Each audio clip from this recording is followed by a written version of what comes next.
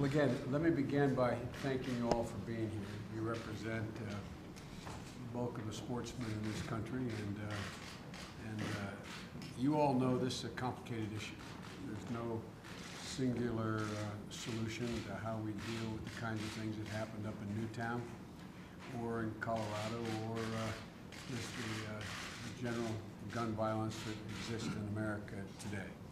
And the President and I and the Cabinet, we understand that it's a complicated issue. And that's why when the President asked me to do this in conjunction with my colleagues in the Cabinet, what we did was we put together a pretty extensive list of what I would consider, we consider the stakeholders in wanting to deal with the issue of gun violence in America.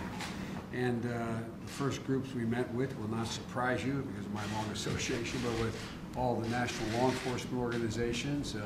But we also, just to give you a sense of what we've done so far and how you kind of fit into the matrix here, is we met with the medical community, the Academy of Family Physicians, the Academy of Neurology, Pediatrics, et cetera, a group of about 15 leading medical doctors representing organizations across the country who have an interest in us dealing with this issue.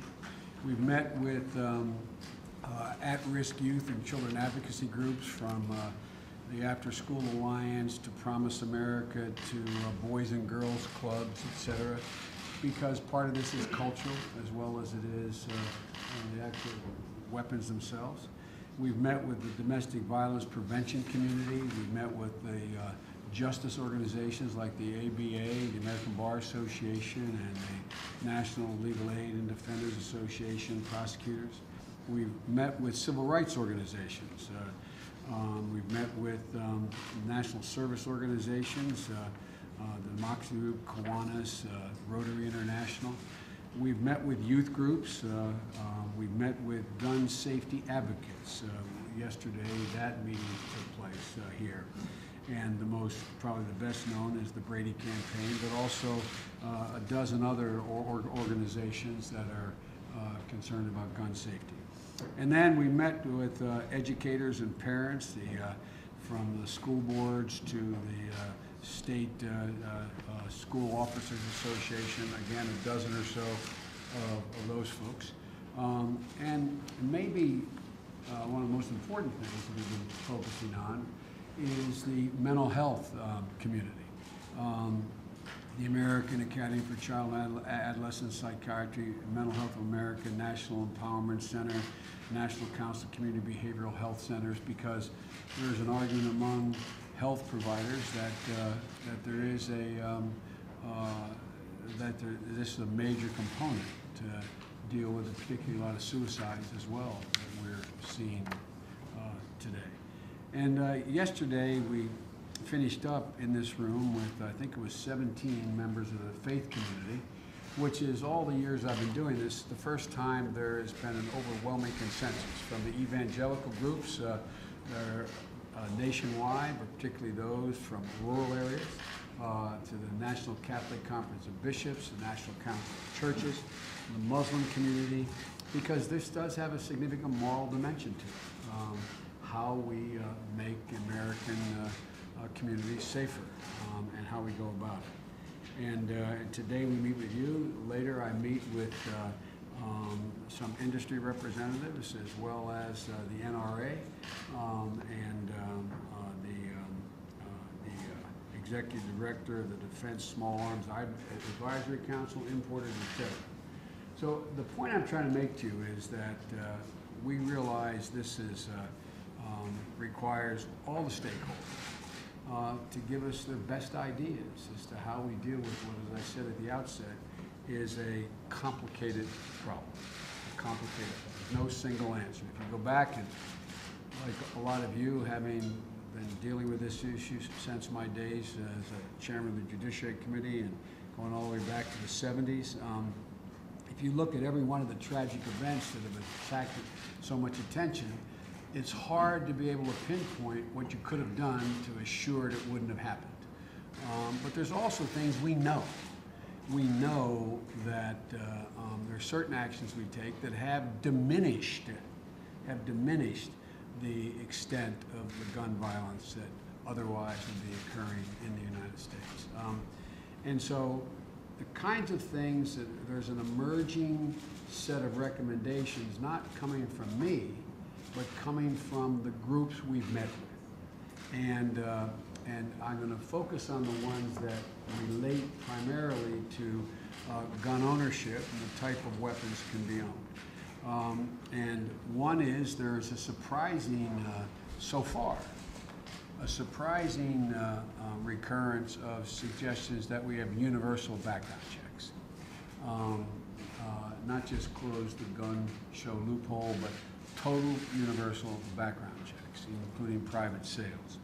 There has been a lot of discussion from the groups we've met with so far, and I think the Attorney General has been almost in all the meetings with me, will tell you, is how we strengthen those background checks. What additional information should be available, if any, and how do we get the information, for example, convicted felons in the state, how do they get on the NICS? How do they get in the NICS? That is the thing that the gun dealer goes to check whether you're background, whether you're a felon. Doesn't do a whole lot of good if in some states they have a backlog of 40, 50, 60,000 felons that they never register here. So we got to talk about, there's a lot of talk about how we entice, or what is the impediment keeping states from relaying this information. There's also a good deal of talk about gun safety and what responsibility goes along with gun ownership, which is something I'm really anxious to talk to all of you about. There's also been it's surprising. My colleagues, my former colleagues in the Senate who have been pretty universally opposed to any restrictions on gun ownership or what type of weapons can be purchased, et cetera. There is, I've never quite heard as much talk about the need to do something about high-capacity magazines as I've heard spontaneously from every group that we've met with so far. And the last area, which is an area that that's come up, is the whole question of the ability of any federal agency to do any research on the issue of gun violence. For example, we're meeting before the week is out with the gaming industry. I don't mean gambling, the video gaming industry. To use Pat Moynihan's expression when we first started talking about the so-called Biden crime bill back in the 80s, he used the example of, he said, we've been defining deviancy down. He used the example of the assassination of mob boss in 1936 in a barber chair in Chicago, making the front page of every paper in America, and then he stood on the Senate floor and he held up, I think it was the New York Times, on page 54, I'm making it up, and it was in the very back of the paper, where an entire family, including grandmother, mother, father, children, were basically assassinated in their apartment, thinking it may have been about a drug deal, and it made page 54. And he said, we've defined deviancy down.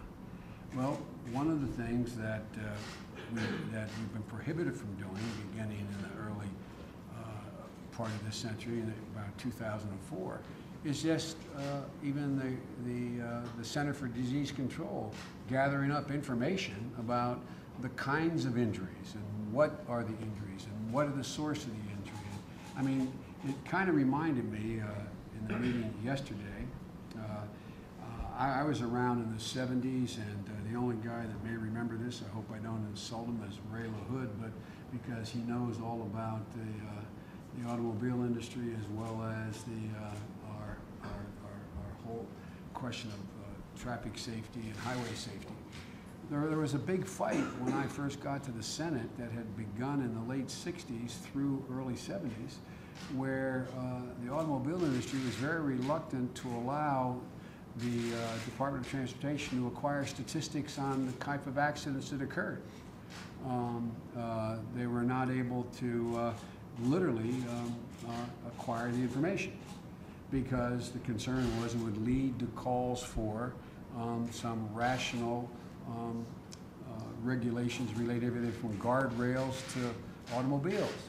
And I remember, Ray, you may remember, that when we finally broke through and the Department of Transportation NHTSA started keeping this information, they find out, if my memory is correct, that the vast majority of drivers operating the automobile who were killed in an automobile accident were because the steering wheel actually broke their solar plexus, damaged their heart, or penetrated their upper body cavity.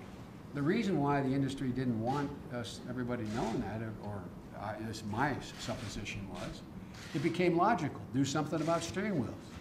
Have them so they can collapse. Make sure that front end collisions, there's a ability to absorb shock. And what did it lead to? It led to, all of a sudden, we said to automobile manufacturers, you cannot make an automobile that doesn't have a steering wheel the steering column with the following attributes. You have to make an automobile that can absorb X amount of shock. All of a sudden, when we found out passengers are being killed because they're being thrown through windshields, or, my memory serves me, skull fractures, head set on the crossbar, all of a sudden we started talking about, it made sense, well, why don't we have airbags? Well, they didn't want to have airbags. Well, guess what? You have airbags now. We're saving lives. So there was a real effort to deny the government just gathering the information. Well, as you know, there are real restrictions now on the ability of any agency in the government to gather information about what kind of weapons are used most to kill people, how many weapons are used that are trafficked weapons, are weapons used in gang warfare in our major cities, and drug, are they legally purchased? Are they purchased through straw man? Is there a trafficking operation? I mean, we don't have that information. And the irony is we're prohibited under laws and appropriations bills from acquiring it. So I want to talk to you all a little bit about, as an owner of shotguns, as a guy, I'm no great hunter. It's mostly skeet shooting for me. I don't quite understand why everybody be afraid of whether or not we determine what is happening out there. So there's a whole lot of things that I want to talk to you about, but I did feel obliged to tell you what we've done so far and what we're doing from here. We are going to be meeting again. This afternoon we have meetings. Tomorrow I have meetings. I'm trying to set up telephone conferences with the manufacturers because there's got to be some common ground here to not solve every problem, but diminish the probability that what we've seen in these mass shootings will occur, and diminish the probability that our children are at risk in their schools, and diminish the probability that weapons will be used in firearms will be used in dealing with the aberrant behavior that takes place in our society. So that's what this is all about. There is no conclusion that I've reached, and with my colleagues, I'm putting together a series of recommendations for the president that he will take a look at. There's a real, very tight window to do this. I committed to him I'd have these recommendations to him by Tuesday. It doesn't mean it's the end of the discussion, but the public wants us to act. I'll conclude by saying, in all my years involved in these issues, there is nothing that has pricked the consciousness of the American people. There is nothing that has gone to the heart of the matter more than the visual image people have of little 6-year-old kids riddled, not shot with a straight gun, riddled with bullet holes in their classroom. And the public demands we speak to it. I'm not sure that we can guarantee this will never happen again, But as the President said, even if what we do only saves one life, it makes sense. And I think we can do a great deal without in any way imposing on or impinging on the rights of the Second Amendment that the Second Amendment guarantees. That's what this is about. I thank you all for being here, and now with your permission and the permission of the press, we'll get down to some business here, and I thank the press for Thanks, Press. We're going to wrap this up. Thank you, Press. We're going to wrap this up, guys. Well, we're going to talk about all the things I talked about here.